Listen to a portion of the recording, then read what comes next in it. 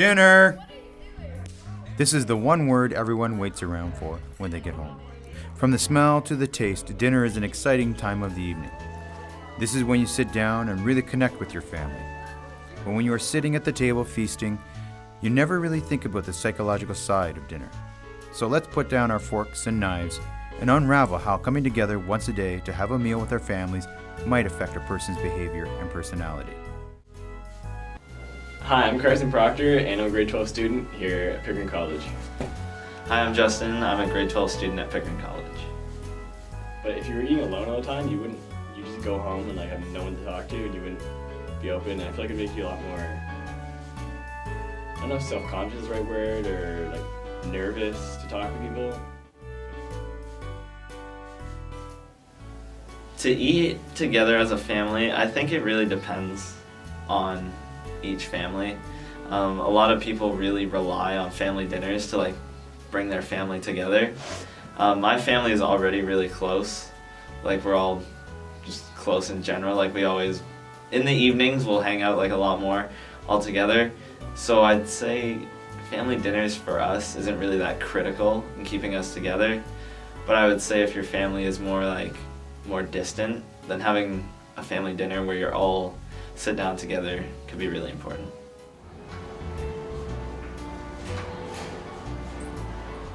Me and my family, we try to have dinner as often as possible, really. Usually that doesn't happen because, I don't know, it just gets complicated, or we just try to go our separate ways and whatever, or we just want to be alone after a long day at school and whatever, so. When our younger audience answered our questions, we found that most of them thought if you have a good connection with your family, then you don't really need to eat with them as well.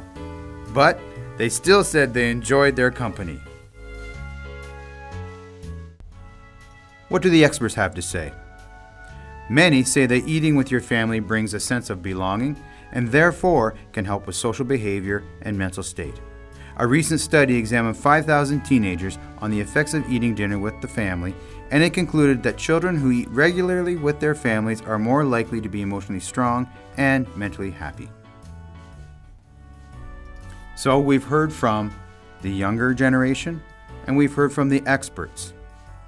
The next group is the older generation, the parents, the aunts, the uncles, and so on. I like to have conversation. I think a mealtime is not just about sitting there and eating, it's about engaging with the people that are around the table. And some days people are in a better mood, including myself, they're more willing to do that. Sometimes people need a break, right? They've been on all morning, they've had 3 classes, they've sat through a morning meeting, and they don't want to talk, right? They want to just sit there and de-stress. And so I respect it, I do. But the more enjoyable lunches for me are the ones where we are sitting around and most of the people are participating in a conversation. We're laughing, having a good time, enjoying each other's company. So.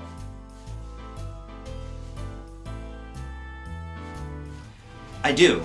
I think it's really, really important. I think it also really depends on what the meal looks like. Right, in today's day, age of distractions, if students like doing this, or that doesn't mean anything, right? That doesn't actually, you don't build a connection. But I think there are very few moments in a day where you can set aside all of your distractions, and it might not be breakfast time because that's a busy time. People are trying to get out the door, and it might not be lunchtime when you're at school, but dinner time.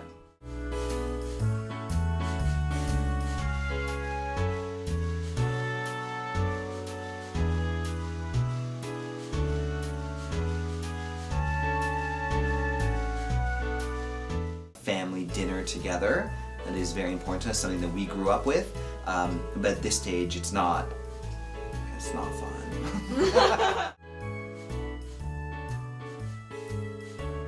Especially as a family, as a unit, talk about how was your day, really, how was your day?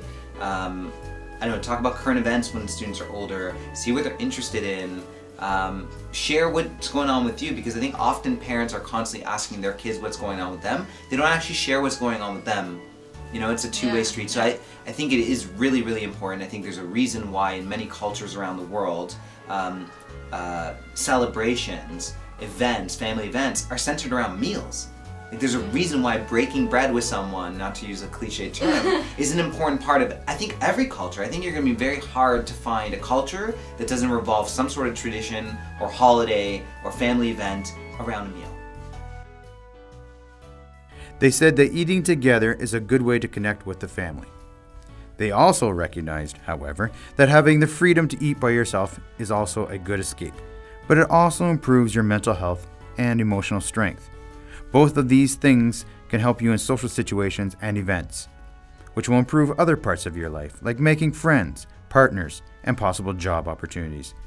But time alone can help you escape chaos and can create balance in your schedule, which will also further improve your relationship with your family. So, much like a well-balanced diet or dinner, moderation is key. Bon appetit!